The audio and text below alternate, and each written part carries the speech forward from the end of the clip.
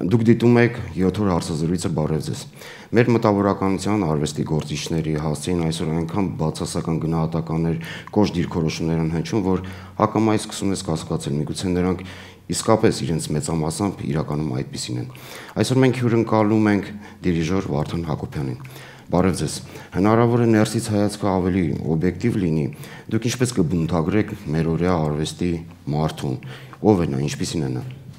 Բարև ձեզ։ Նախ պետք է հստակ տարբերակենք մտավորական եւ արվեստի մարդասկացողությունները։ Այսօր կարծես ամեն ինչ խառնվել է իրար։ Դրա համար էլ երբեմն ես կարծում եմ ու ինձ դա շատ զայրացնում է, երբ որ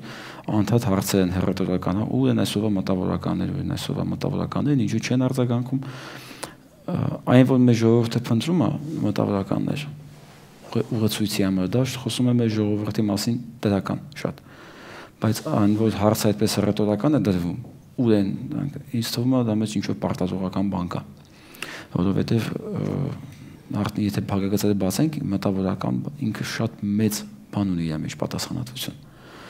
Ամեն մի ստեղծագործող եւ ամեն մի արվեստի մարդ չի կարող լինել մտավորական։ Լավ, ով է մտավորականը։ Եթե կար ձևակերպենք։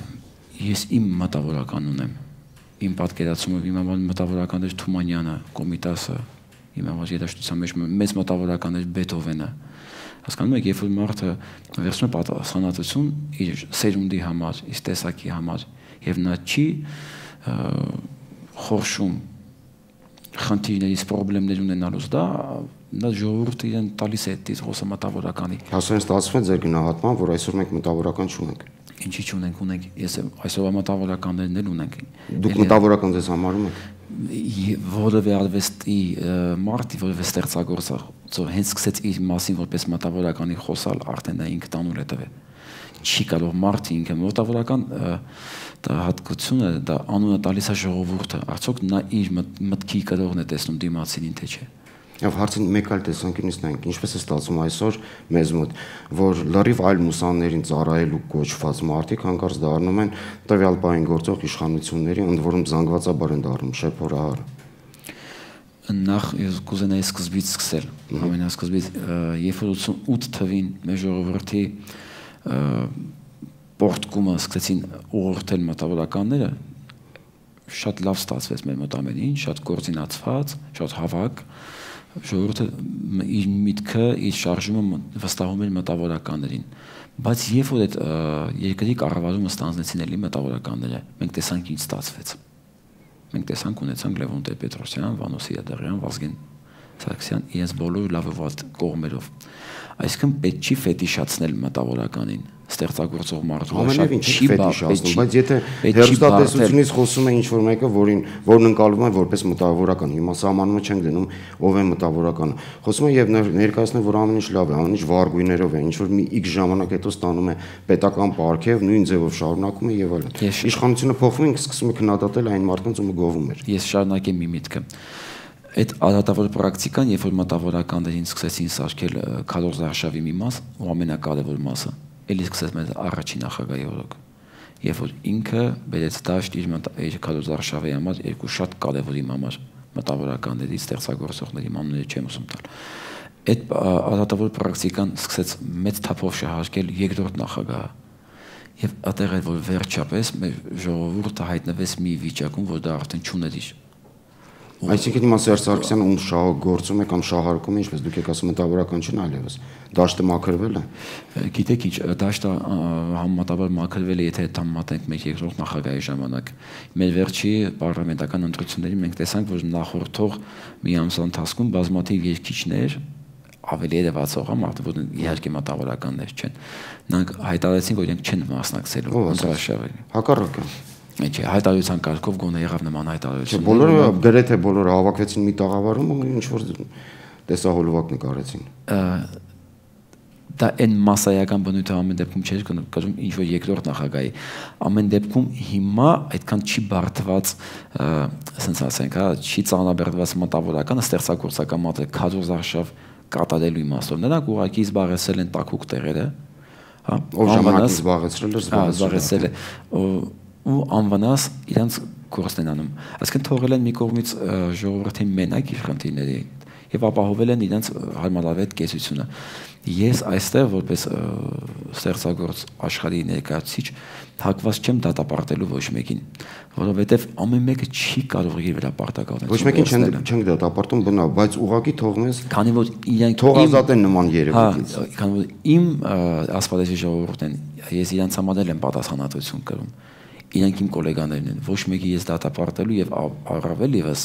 որ դու պարտավոր ես անելու, դու չես արել եւ նման ասենք բաներ ես խուսափում եմ տալու։ Ես ինքս ինձ վերջերս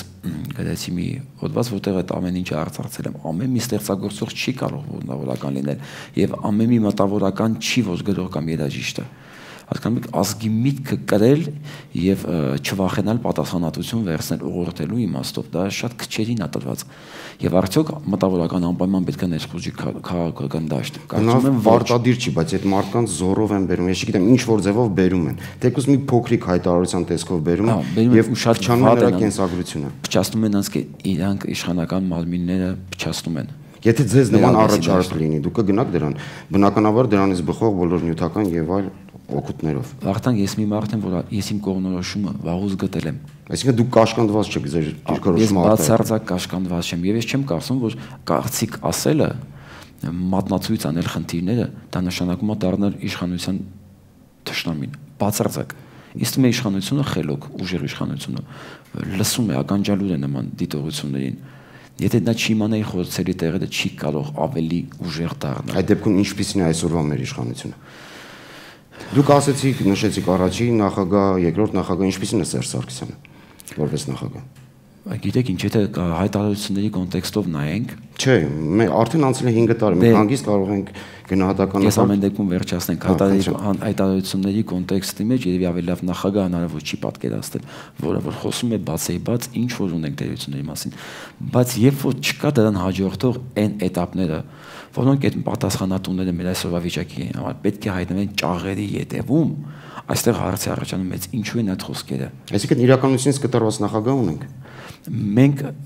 իմ կարծիքով հետևողականություն չունեցող նախագահ։ Այսինքն սենց եմ հասկանում, եթե սեպտեմբերի 15-ին նախագահ բաց հայտարարում է, որ շատ վատ վիճակում է, վատ է Տիգրան, փնթի է, ես ինչ է կատարվում կամակարգում եւ զուգահեռ իմանում ենք, կարդում ենք, որ նույն Տիգրան Սարգսյանի եղբայրը քանդել ամբողջ Արմավիրի ջրագծերը եւ նույն իր խոսքի ժամանակ խոսքից հաջորդող օրերին այդ ջրագծերը ոչ միայն չի հետ դրել տեղը, չի լցել իր քանդած փոսերը, այլև քանդած ջրագծերը տարել է եւ իր համար հեկ է կառուցում։ Ես այստեղ մտածում եմ, ես եմ նախագահ, իմ օրոք անպայման կպատժվեր եւ քանդողը,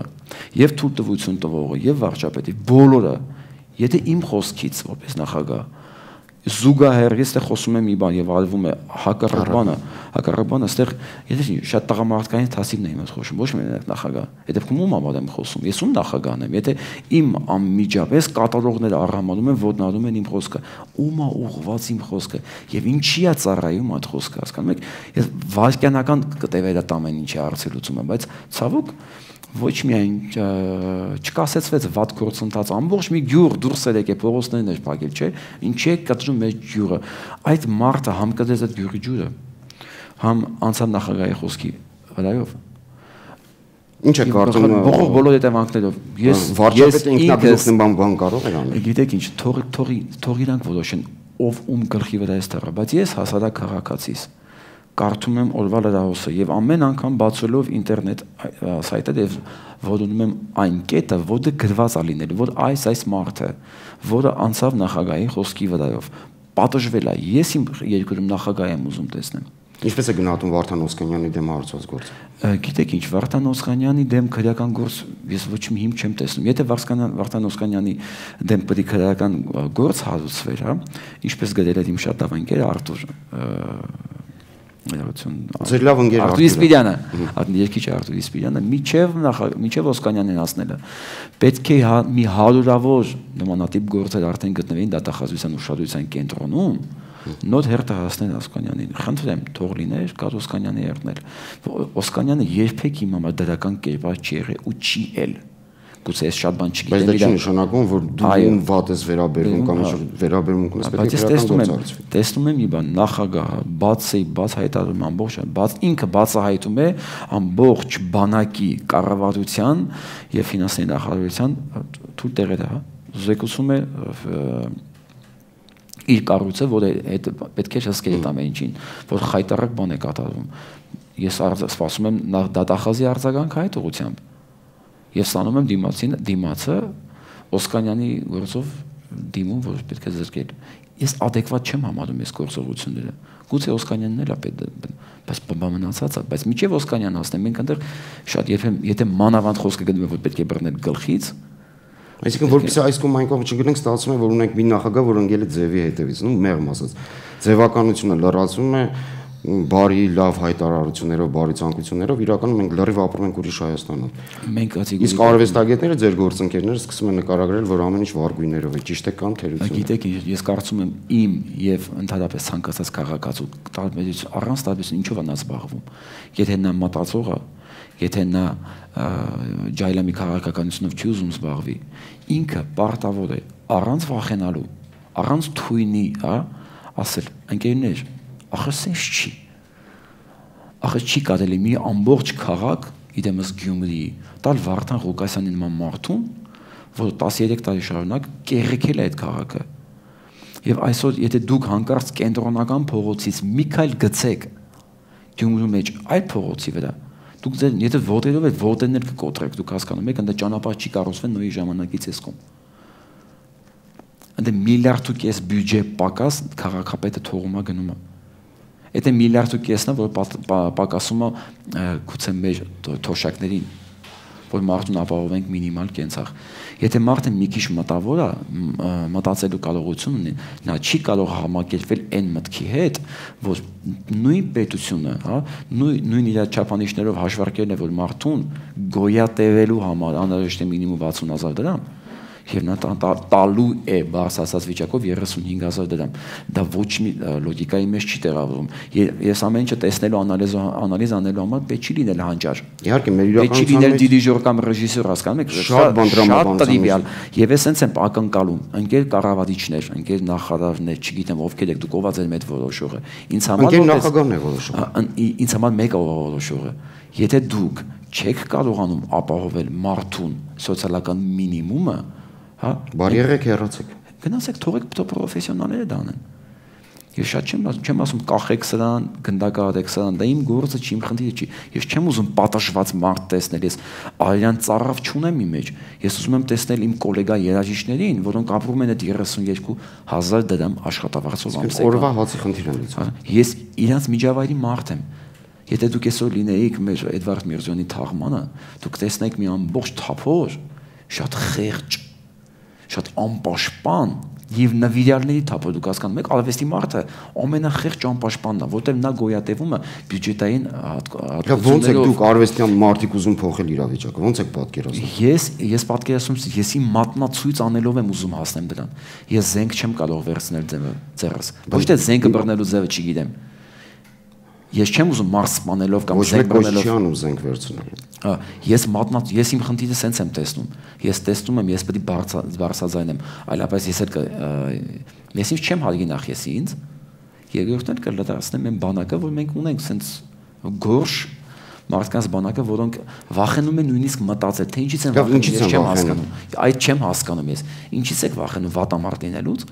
Եթե դու սիրում ես իշխանություններին, դու էլի վատ ես անում իրաց նկատմամբ։ Եթե դու չես սիրում իշխանություններին, դու դրանով ոչ մի վատ բան չես անում իրանց համար, այսինքն դու չես պայքարում։ Ստեղ մատնացույց անելը խնդիրները ոչ մի ձևով սև ու սպիտակի կողմ անցնելը չի։ Դուք գիտեք ինչ է կատարվում, ԶԼՄ-ներն էլ գուցե իրենց մեղք ունեն։ Եթե մի մարդ խոսում է բացասականի մասին, որ ինքը տեսնում է, վրա սպիտակավորում են ընդդիմադիր կեցվածքի համար։ Բայց ներողություն, ես ինքս ընդդիմադիր եմ։ Ես ընդդիմադիր եմ նույնիսկ ընդդիմադիրներին։ Ես այդ ընդդիմադիրներին ասում եմ հազարամոց ձեզ, երբ որ դու ժողովրդին կոչ ես անում, վերցնել ընտրակաշարք եւ գնալ ուրիշ մեկին ընտրելու։ Ես դառնում իշխանամետ։ Ես ասում իշխանություններին, բարոն իշխանություններ, դուք ձեր սահմանած օրենքներով որ փողը տալու եմ եւ ինձ պետք է ընտրես։ Երրորդ ուժը վաղը գալու է իշխանություն վերցնի։ Ոչ մեկը իր մասին չենք իմանալու։ Ընդամենը $100 միլիոն արժի մեր երկրում իշխանությունը։ Իմ համեստ հաշվարկներով։ Այս համատեքստում ինչպես է գնահատում Վրաստանի ընտրությունները։ Փայլուն։ Ժողովրդավարության կրսյակ։ Ես ինքս շատ դրական եմ գնահատում Սահակաշվիլի գործունեությունը 10 տարվա, որտեղ ես համեմատած մի քանի անգամ ես լինում եմ Վրաստանում, ես տենում եմ այն փոփոխությունները, բայց եթե ազգը կարող է վրաց Սահակաշվիլի էլ փոխել, ուրեմն նա ունի ավելի լավ ակնկալիքներ։ Մենք չենք ապրում, չէ՞, դե մենք ներքին խոհանոցը չգիտենք, գուցե նայենք իրենք խնդիրներ ունեն։ Այսինքն ի՞նչն է խանգարում ես փոխել ձախողված կառավարությանը, ձախողված իշխանությանը։ Եթե վրացիների մոտ ստացվում է։ Ասեմ հայերեն, լավամարդ լինելու ձգտումը։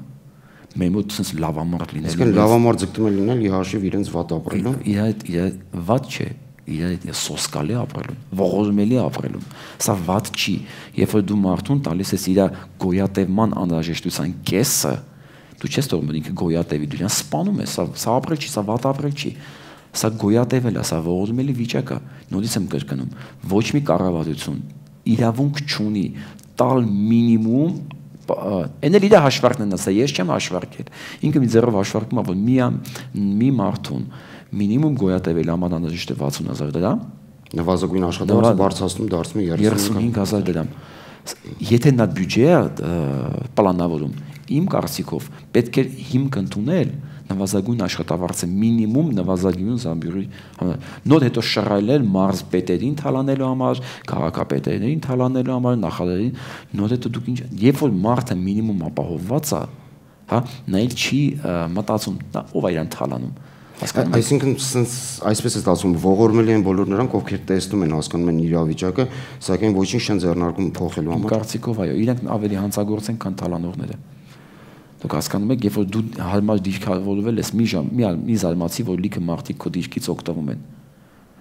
Մեր մոտ ժողովուրդը սկսեց հարմարվել այս դիրքի հետ, որ ինքը պետք է ստանել 30,000 դրամ աշխատավարձ կամ թոշակ։ Ու խոհանոցում կամ պատերի տակ բողոքել, որից ինչ չի կարելի, դա ավելի նվաստացուցիչ է։ Թող ոչ մեկ չմտածի, որ բողոքելով դրա մասին, հա, անհանդուրժողական ցույց տալով ինքը դառավ անդիմադիր։ Ինքը դառավ իր սեփական անձը գնահատող։ Սկզբից տեղա պետք։ Ոչ մի իշխանություն չի հարգում ժողովրդի, ասենց մենք ինչ ենք արել, որ իշխանությունը հարգի մեզ։ Մի հատ էլ էս կողմից հարցին նայենք։ Մի մասսա ենք մենք ձևավորել, որը նույնիսկ վախենում է ինքը իրան հարգի։ Խոստովանի, որ ինքը գալիս ենք նրան ինչից որ սկսում ենք, բայց բարձրաձայնողը առաջին հերթին պետք է լինի հենց մտավորական կամ չգիտեմ։ Այն մարդը, որը մտածում է։ Այո, բարձրաձայնող պետք է լինել նաև նա, բայց պարտադրել, որ մեկը բարձրաձայնի, չի կարելի։ Խոսում է նա, ով պիտի խոսա, խոսում է նա, համատարած խոսում են նրանք, ովքեր ասում են, որ շատ լավ է։ Իշխանությունը լավն է, օբյեկտիվ դժվարություններ կան, բայց մենք կհաղթահարենք։ Իրանք դառնում են ավելի վատ, քան իշխանությունները։ Գիտեք ինչ, իշխանությունը ինքը ասած վիրտուալ հասկացողություն չի։ Իշխանությունը կոնկրետ մարդի չէ, պարզ է։ Գտնում են մարդկանց վերցնում են փողը գումար։ Ես նորից հայտարարում եմ ավելի կոնկրետ։ Պարոնեք, ով որ դուք որոշում եք, ես ձեր անազգանունը չգիտեմ, ես չգիտեմ ձերանից ով ինչի համար է պարտական, իմ համար մեկը։ Ես չեմ անձնավորում։ Եթե դուք չեք կարողանում ձեր քաղաքացուն ապահովել մինիմում իր կենսակերպի համար գումարը, դուք իրավունք չունեք լինել։ Հեռացեք։ Թողեք թե պրոֆեսիոնալներն իրանց գործ անեն։ Ով ասե որ անպայման ղեկավարը, նախարարը կամ չգիտեմ ով, այդ որ կարևոր պաշտոնյաները պետք է անպայման լինեն կուսակցական։ Մենք ես համոզված եմ, մենք 20 տարվա մեր պատմությունը ցույց տվեց, որ մենք արդյունավետ չենք կուսակցական համակարգում։ Կուսակցական կառավարման համակարգը գուցե ինքը լավ բան է, գուցե լավ բան է, բայց Հայաստանի համար չի։ Տվեք պրոֆեսիոնալներին, եթե դուք ուզում եք պարզերես երևակ, տվեք այն աշխատանքը, որը պարտադիր է ձեզ պարզերես անելու համար, տվեք պրոֆեսիոնալներին։ Դուք հավատում եք փոփոխություններին։ Որտեւ մի տեսակ էլ կա մեզ մոտ, ցավոք սրտի, ինձ թվում է ոչ պակաս վտանգավոր տեսակ, որը ասում է, որ վատ է, այսա վատ է, իսկ վերջում ավելացնում է, բայց ոչինչ հնարավոր չի փոխել, ինչ որ աբսուրդային։ Դե այդ դեպքում գնա ինքնասպաների։ Ոնց կարելի է վիճակով ապրել։ Ես ուրիշ բան չունեմ իր խոսքին ավելացնելու։ Ես չեմ հավատում, որ իրան լավ է լինելու։ Ես հավատում եմ, որ իմ ուզեր պայքարելու, խոսելու, մատնացույց անելու, վերջը բոլորը մարդ են, չէ՞, ի սկզբանե ոչ մեկ սատանա չի։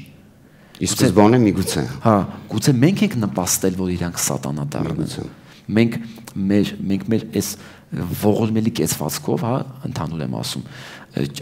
չմբոստանալով, չմատնացույց անելով, գիտեք, երբ որ ես գալիս եմ տուն եւ իմ տղան ինձ այս նեղացած մի բան է ասում, մատնացույց անելով, հա, որ այս մի բանը սենց չէ, ես նեղված եմ սրա համար, ես իրա չեմ պատժում դրա համար, ես փոխում եմ ասեմ, սա իմ զավակն է, ես ինչով եմ բերել նրա զայրույթ իմ նկատմամբ եւ ես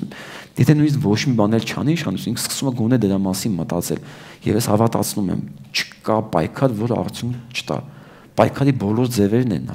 լավ եւ երբ որ իմ նման մարդը ասում է կամ հասարակ քաղաքացին ասում է սենց նպարս է դառնում որ ինքը իշխանության հավակնություններ չունի հա ինքը ընդդիմադիր չի ում անդիմադիր ինքը Անդիմադիր կարող լինի կուսակցությունը, մարդը չի կարող անդիմադիր լինի։ Անդիմադիր կարող լինի կուսակցությունը, որ իր տալած քաղաքականություն արդյունքում ինքը ակնկալում է իշխանական պոստերի գրավում, հա։ Իմ նման մարդը չի կարող լինել անդիմադիր, որտեվ ես չեմ հավակնում որևէ իշխանական պոստի։ Հասկանալի։ Իմ նպատակ ունենալ ձևավորել միջավայր, որտեղ ես առանց խղճի խայթով կարող եմ դրսում մի բաժակ կոֆե խմել եւ չմտածել, որ նա էլ ուներ կարիքը,